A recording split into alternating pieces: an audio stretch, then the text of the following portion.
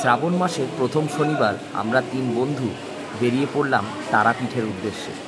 অনেক দিন ধরেই ইচ্ছা ছিল মায়ের কাছে গিয়ে একবার পুজো দিয়ে আসব। সেই আশাটাই পূর্ণ করার আজকেই সেই দিন। আমরা আজকে এসে উপস্থিত হলাম হাওড়াতে। তো আমার 2 বন্ধু এসে গেছে, সেই শুভাশিস আর এইদিকে আছে সৌভিকদা। তো আজকে আমরা 3 জন মিলে যাচ্ছি তারাপীঠ। তো জানি না কতটা কি পজিশন থাকে, আমরা দেখি। আমরা কিচ্ছু বুকিং করিনি, আমরা হাওড়াতে এসে গেছি। এখান থেকে কুলিক এক্সপ্রেস ধরে 8:55-তে আছে কুলিক এক্সপ্রেস। 8:55 কুলিক এক্সপ্রেস ধরে আমরা পৌঁছে যাব 12:30 থেকে 1:45-র মধ্যে রামপুরহাট। তো তারপরে সেখান থেকে আমাদের যাত্রা শুরু হবে। আপাতত এসে আমরা একটু ব্রেকফাস্ট করছি এই জন আহারের খাবার, এই ইডলি দিয়ে আমরা ব্রেকফাস্ট করছি। মোটামুটি ভালো, খুব একটা কাজ চালিয়ে নিতে পারে। হ্যাঁ, কাজ চালানোর মতো ঠিক আছে। তো চলুন, যেতে যেতে দেখা হচ্ছে। তারপরে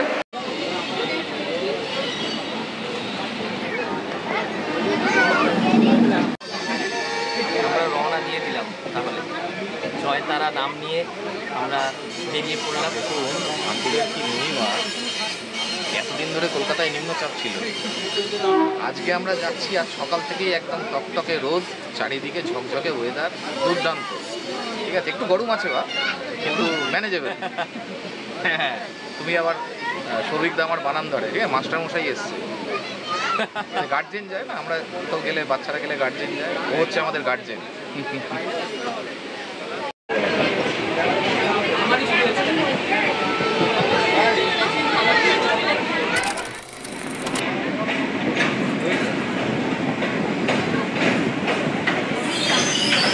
দেখতে দেখতে এসে পৌঁছে গেলাম আমরা রামপুরহাট। এই ট্রেন বেরিয়ে যাচ্ছে, গাড়ি অনলি আধ ঘন্টা লেট, তার থেকে বেশি লেট হয়নি। আর সৌভিকদা, তুমি বলো যে আমরা ট্রেনে আস্তে আস্তে কি কি খেয়েছি, কতটা এনজয় করেছি। ট্রেনটা অসাধারণ ছিল, এত ভালো ট্রেন, এরকম এত স্পিডে টানতে পারে, এত অসাধারণভাবে লেট করতে পারে, আমি ভাবতে পারি না। 20 মিনিট খাওয়া দাওয়া যা করেছি ট্রেনের মধ্যে, মানে ঝালমুড়ি থেকে শুরু করে ওদিকে শশা, ওখানে ডিম, সিঙ্গাড়া, লঙ্কা, তারপরে আবার চাটনি, আনলিমিটেড চাটনি। না, খুব এনজয় করেছি। না, এনজয় করেছি। তো আজকে হ্যাঁ, আজকে আমার রোদও উঠে গেছে আর অনেক লোকজনও এসছে, তাই জন্য দেরি না করে দেরি না করে চট করে আমাদের গিয়ে এখন একটা হোটেল দেখতে হবে, তাই তো? একটা অটো ধরে আমরা আগে এখন এখান থেকে একটা অটো ধরবো, দিয়ে আমরা যাব আমাদের মায়ের মন্দিরের কাছে তারাপীঠে। সেখানে গিয়ে একটা হোটেল নেব, তারপরে আপনাদেরকে দেখাচ্ছি আমরা কোন হোটেলে আছি, কীরকম তার দাম, সবই দেখাবো। আপনারা সঙ্গে থাকুন।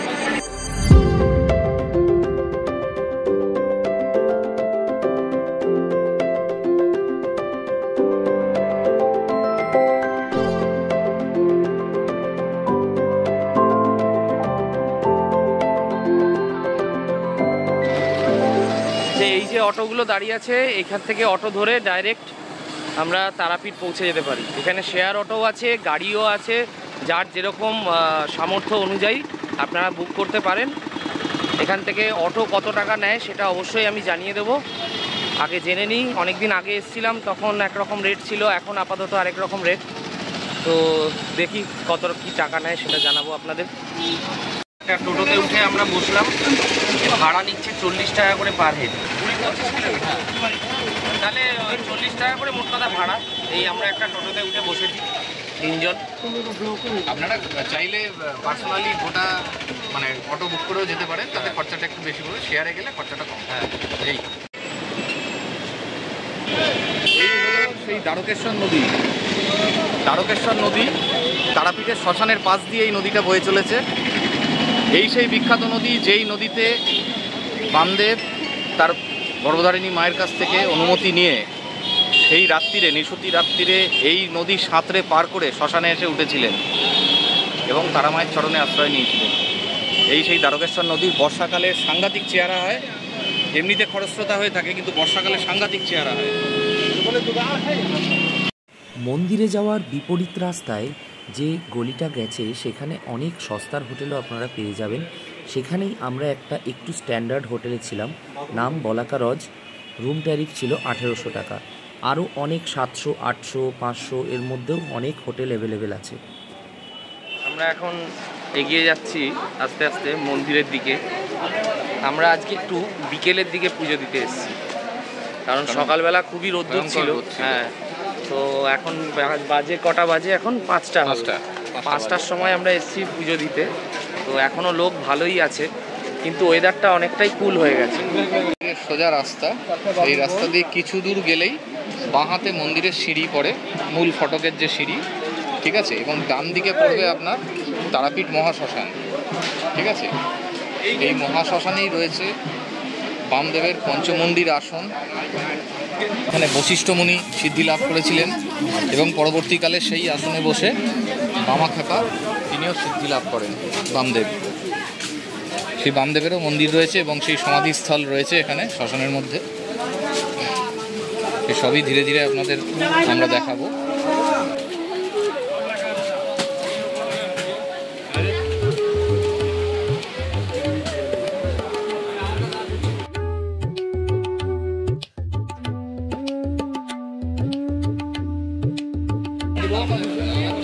এই দিকটা মহাশ্মশান আর এইদিকে আছে মন্দির। আগে আমরা মন্দিরে পুজো দেব।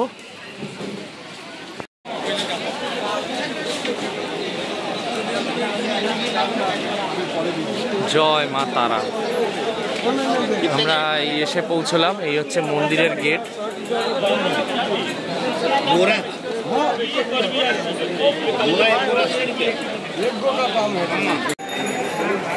এই টিকিট কাউন্টার আছে জুতো রাখার, এখানে আমরা জুতোগুলো রেখে দেব।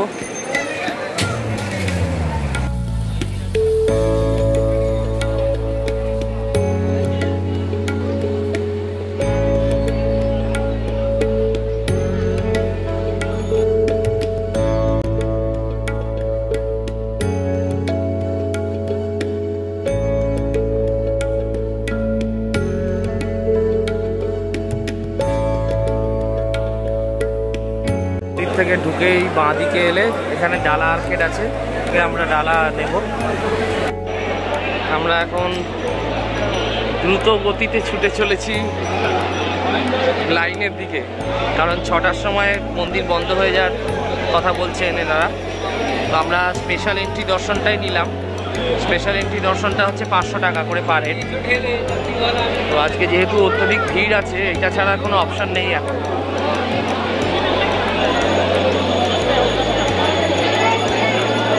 দেখতেই পাচ্ছেন কত ভিড় আছে।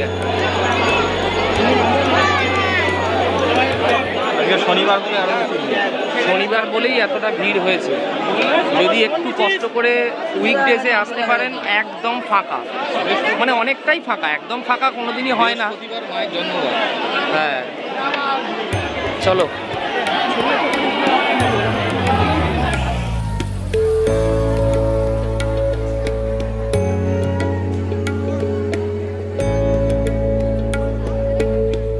লাইনের সামনে দাঁড়িয়ে আছি ডালা হাতে নিয়ে। আমাদের 3 বন্ধুরই ডালা আমার হাতে আছে। আর সামনে দেখতে পাচ্ছেন কতটা লাইন। তো আমরা স্পেশাল এন্ট্রি দর্শনের লাইন দিয়ে ঢুকবো আজকে। দেখা যাক কতক্ষণে মন্দিরের দরজা খোলে, মায়ের দর্শনটা পাওয়ার জন্য উদ্গ্রীব। তো আপনাদেরও দেখানোর চেষ্টা করব যতদূর সম্ভব। সঙ্গে থাকুন।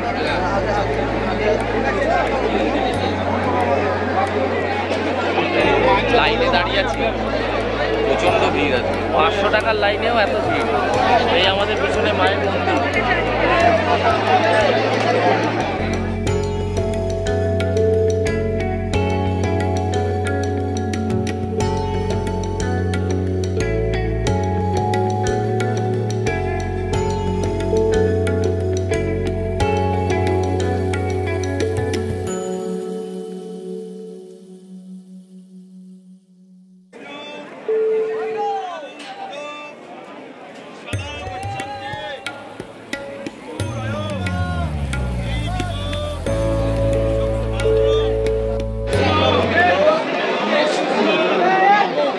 কি বলছো? জয় তারা, জয় জয় জয় জয় তারা। আমাদের পুজো সম্পন্ন হয়েছে। এই যে পিছনে মন্দির, এই জয় তারা। ভিতরে অবশ্যই বিগ্রহ তো দর্শন করানোর নিয়ম নেই, সেই হিসেবে আপনাদেরকে দেখাতে পারলাম না। মাকে যদি দর্শন করতে হয় অবশ্যই এখানে এসে সশরীরে এসে দর্শন করুন। মনটা ভরে গেল পুজো দিয়ে। অনেকক্ষণ লাইনে দাঁড়ালাম ঠিকই, তবে খুব বেশিক্ষণ দাঁড়াতে হয়নি, হার্ডলি 45 মিনিট হ্যাঁ ওরকমই দাঁড়িয়েছি, কারণ আমরা যেহেতু স্পেশাল এন্ট্রি দর্শনে দেখেছি সেই হিসেবে। তো দারুণ লাগলো, মনটা ভরে গেল। মাকে একদম জড়িয়ে ধরে আমরা প্রণাম করলাম, আশীর্বাদ নিলাম। এবার আমরা এখান থেকে এই যে মায়ের ফুল মাথায় ঠেকিয়ে আপনাদের জন্য রইল, আপনারাও দর্শন করুন। অবশ্যই সবার জন্যই যেন এই আশীর্বাদ থাকে, সবার মঙ্গল করুন মা, যারা যারা আমার এই ভিডিও দেখছেন, আর সঙ্গে থাকুন।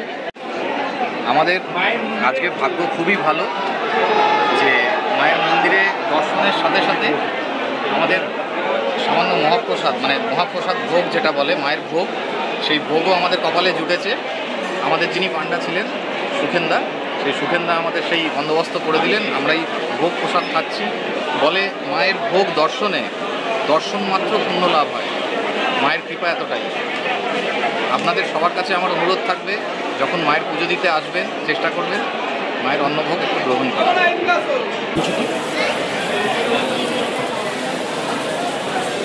যদি এই স্থানে উপস্থিত হন, আপনার গায়ে রীতিমতো কাঁটা দিয়ে উঠবে। পেছনে মায়ের সন্ধ্যারতি চলছে, হাজার হাজার মানুষ দর্শনার্থী, শয়ে শয়ে মানুষ যারা এখানে উপস্থিত, তারা উলুধ্বনি দিচ্ছে, তার সাথে শঙ্খ বাজছে, ঢাক বাজছে। এ এক অপূর্ব অভিজ্ঞতা, যা ভাষায় আমি বলতে পারছি না, আমার শব্দ নেই বলার। একদম একদম এটা সেই আরতিও আমরা দেখানোর চেষ্টা করব, সেই আরতি করতে পারবেন, আমরা দেখাবো, অবশ্যই দেখাবো, সেই আরতিও দেখানোর চেষ্টা করছি আমরা, আপনারা সঙ্গে থাকুন।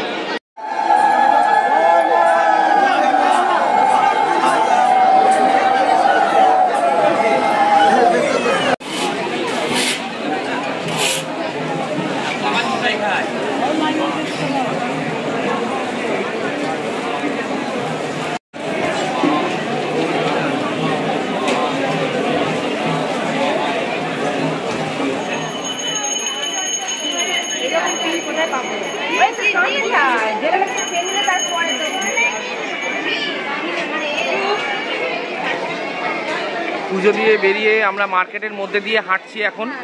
চতুর্দিকে প্যাড়ার দোকান, বাড়ির জন্য অবশ্যই ভালো দোকান থেকে প্যাড়া নিয়ে যেতে হবে, অনেকেরই ডিমান্ড আছে। আর এখানে কত সুন্দর মার্কেট আছে দেখুন, দারুণ। এই জায়গাটা কিন্তু মার্কেটটা বিশাল লম্বা, আর অনেক কিছু পাওয়া যায়।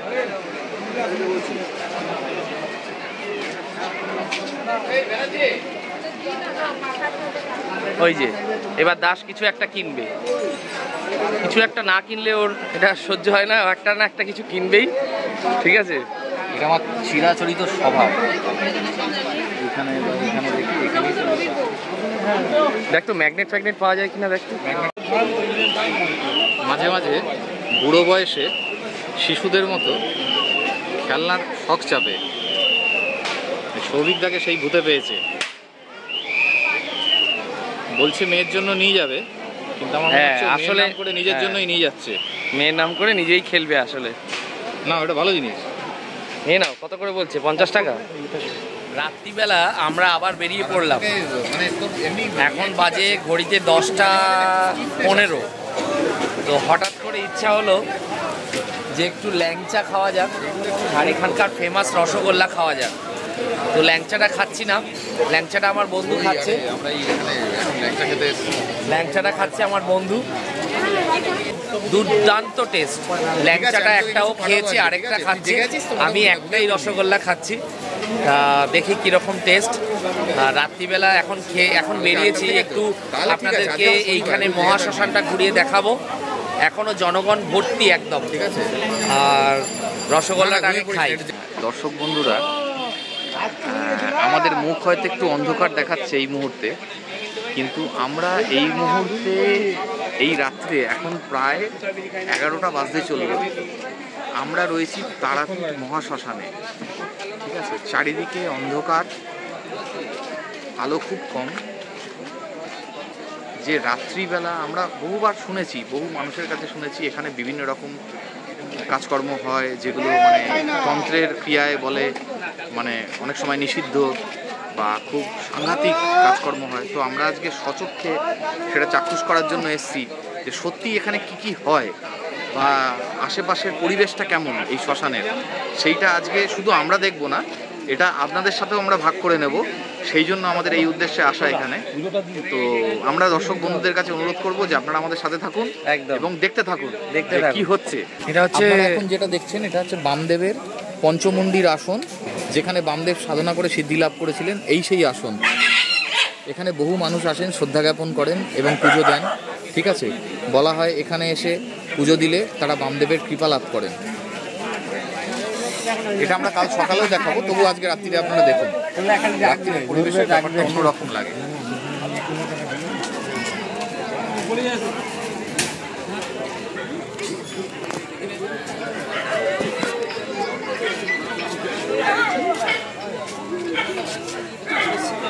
হাঁড়ি কাটা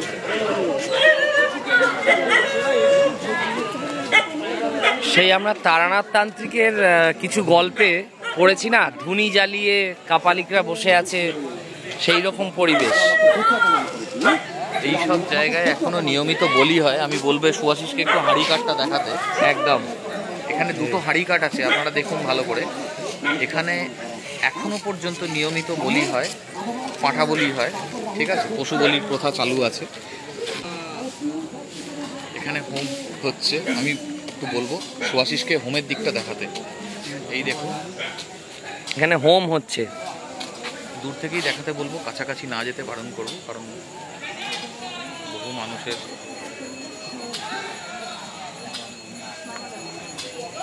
নিশুতি রাত, অন্ধকার, চারিদিকে জয় তারা ধ্বনির মুখরিত হচ্ছে। একটা গা ছমছমে পরিবেশ, তার মধ্যে বিভিন্ন হোমযজ্ঞ হচ্ছে, তান্ত্রিকরা করছে।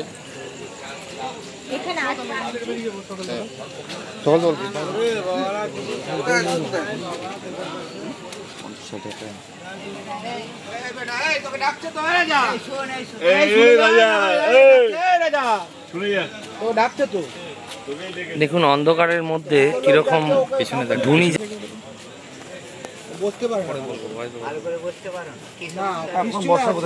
এখানে একজন সমস্যা নিয়ে এসেছেন, উনি সাধু বাবা জিজ্ঞেস করছেন তোমার সমস্যা কি, সেই অনুযায়ী উনি তার ওষুধ করবেন। চালাকি করবে না, আমি তোমায় বলবো, আমি বলবো, আমি বললে ক টাকা দিবে আমায় দেখছি না, 12,000 টাকা কিছুই নেই, আমি ভিখারি। যখন আমায় সত্য করে বলতো দেহের সমস্যা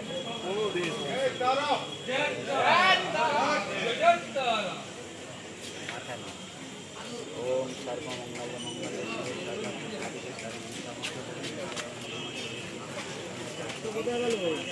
চলো আমরা আস্তে আস্তে এগোই, উনি ওনার কাজ করুক। আপনাদেরকে এই দিকটাও দেখাবো একবার। দেখুন এখানে বিভিন্ন জায়গায় সাধু বাবারা বসে আছেন, তান্ত্রিকরা বসে আছেন ধুনি জ্বালিয়ে। যাই, চলো আমরা আস্তে আস্তে এগিয়ে যাই, আর কি কি আছে দেখার মতো। সৌভিকদা মনের মধ্যে একটু ভয় ঢুকেছে। সৌভিকদা বারবার বলছে যে ওদিকে না যেতে, কিন্তু আমরা এই মুহূর্তে সৌভিকদার কথাও শুনবো না, কারণ আমাদের মধ্যে একটা রোগ চেপে গেছে। তো আমরা ওইখানে যাব। আমি বলবো একটু সামনে দেখাতে, আপনারা দেখতে থাকুন।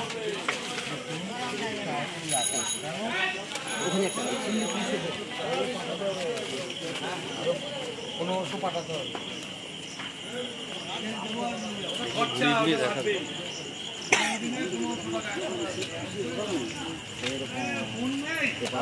পুজো করতে গেলে আগে এটা পুজো করতে হবে, তবে তারা সবই বিশ্বাস, সেটা অন্ধবিশ্বাস না বিশ্বাস তা যার যার ব্যাপার, কিন্তু যারা আসেন তারা পুরোপুরি বিশ্বাস নিয়েই আসেন।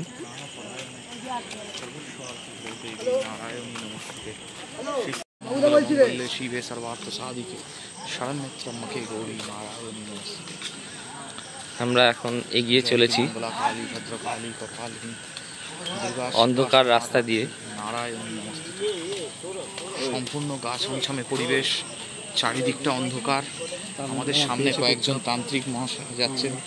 কিছু না, একটা জিনিস বলবো যে এখন কিন্তু আগের মতো সেই যে শুনেছি সেই ব্যাপারটা নেই। মানে এত আলো চতুর্দিকে, হোটেল এই দেখুন এদিকে দেখা যাচ্ছে, হোটেল ফোটেল সব দেখা যাচ্ছে, কিন্তু শ্মশানটা অন্ধকার ইচ্ছা করে রাখা হয়েছে, কারণ এটার পরিবেশকে মানে সেই রকম বানিয়ে রাখার জন্যই রাখা হয়েছে।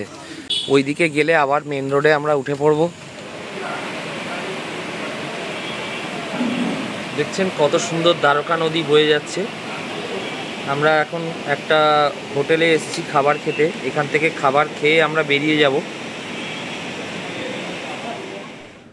বৃষ্টি স্নাত বিকেলে আমরা আবার বেরিয়ে পড়লাম বাড়ির উদ্দেশ্যে। রামপুরহাট থেকে 5টা 35 মিনিটে 3 পাহাড়ি মেমু বর্ধমান লোকাল ধরে চলে এলাম বর্ধমান। সেখান থেকে বর্ধমান হাওড়া লোকাল ট্রেন ধরে চলে এলাম হাওড়া। ভিডিওটা ভালো লেগে থাকলে অবশ্যই একটা লাইক কমেন্ট করে দেবেন আর বন্ধুদের সাথে শেয়ার করে দেবেন। যদি সাবস্ক্রাইব করা না থাকে তাহলে অবশ্যই চ্যানেলটা সাবস্ক্রাইব করে দেবেন। দেখা হচ্ছে আরেকটা নতুন ব্লগিংয়ে খুব তাড়াতাড়ি। ধন্যবাদ।